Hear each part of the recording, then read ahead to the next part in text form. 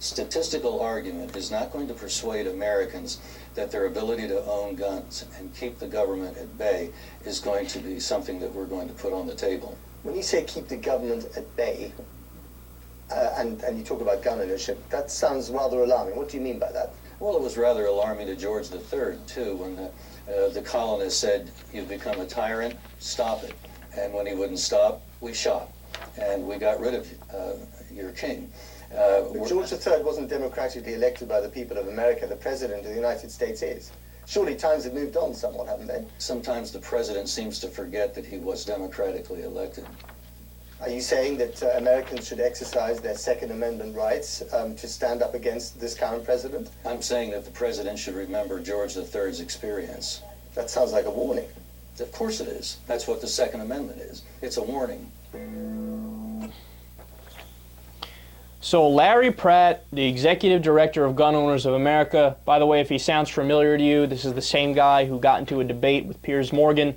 Piers Morgan ended up calling him, I don't know whether it was an idiot or a moron or something of that nature, and rightfully so, because this guy is an idiot. He's a moron, right? And there, by the way, I love how Piers Morgan was attacked for that, but if you see the whole interview, you see very clearly that Piers Morgan is ringing off these statistics, right? These facts on the gun debate. And Pratt, it's like he's got a wall over his head. It's impermeable to reason, his head is, right? And so then eventually Piers got fed up. Oh, he called him an incredibly stupid man, I think. And he called him that, right? I think he should have called him that 10 minutes earlier into the debate. But I'm the crazy one, of course. So let's address some of his points there and see if he's making any sense.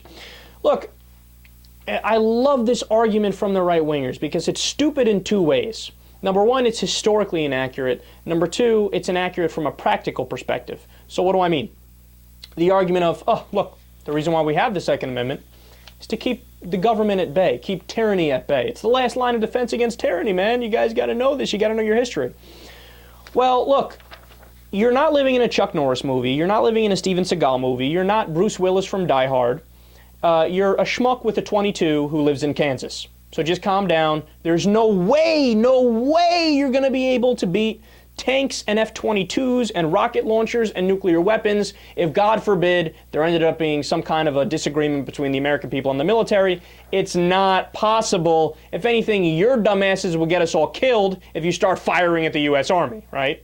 But they don't care. They don't care about actually doing the research and finding out. You don't even need to do research. Everybody knows the American military has Scud missiles and chemical weapons, etc., right?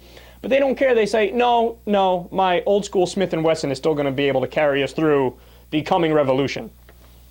No, it's not. No, it's not. It's not even going to be close. It would be the biggest joke of a war in history.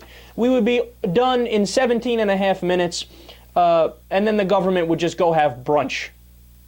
So there's common sense, practical reasons to think his argument is silly. But then also, the Republicans love to just make up history. They love to pretend like that's what the Second Amendment is written about, so that we can overtake the government if they get too tyrannical. In reality, the real history of the Second Amendment is that it was written to convince Virginia to join the Union by allowing them to form state militias for the purpose of catching escaped slaves if they were going to try to escape to the North. That's the actual reason why the Second Amendment was written. That's why the words "for a well-regulated militia" are in the Second Amendment, which again, by the way, I love how the Republicans scream about the Constitution, but then they ignore the very first sentence of the Second Amendment.